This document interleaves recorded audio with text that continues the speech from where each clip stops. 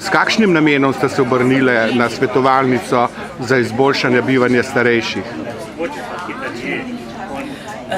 Jaz sem se obrnila na to svetovalnico zaradi tega, ker sem v reviji Vzajemnost brala o tej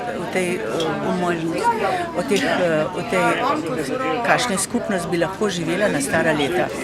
In me je to zanimalo, zato sem tudi danes tukaj, da malo izvem več o tej zadevi. Vidve sta prišli skupaj v svetovalnico.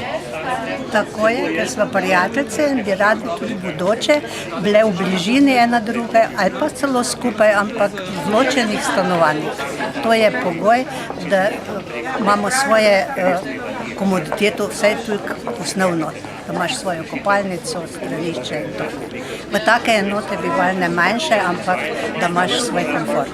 To pomeni, da ste se že skoraj dogovorili, kako boste sobivali. Kako naj bi sobivali, kako naj bi, če bi bilo možno. Kako bi to sobivanje sploh izgledalo na stara leta, oziroma na leta, ki prihajajo. In to se nama je zdelo najbolj primerno. In do kam ste prišli, kako naj bi to izgledalo? Kako naj bi to izgledalo? Jaz sem si predstavljala to tako, da zjutraj, ko vstaneš, si narediš plan, kam greš tisti dan. In pokličeš svojo prijateljico in vprašaš.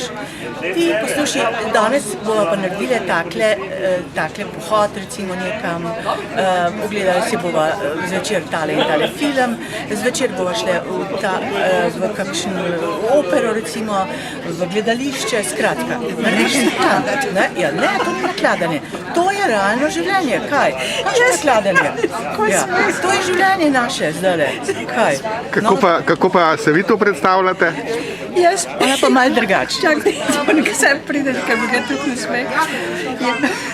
Jaz si pa tako predstavljam, da imaš zmeraj nekoga, da ga lahko kličeš in to je prijateljica zmeraj prva in če so blizu skupaj, si lahko pomagate, če pa nekdo oddaljen eno drugega, pač to ni to.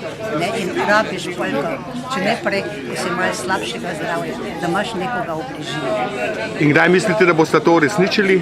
To bomo pa uresničili v bližnji prihodnosti, če bomo živi in zdravi. Hvala lepa.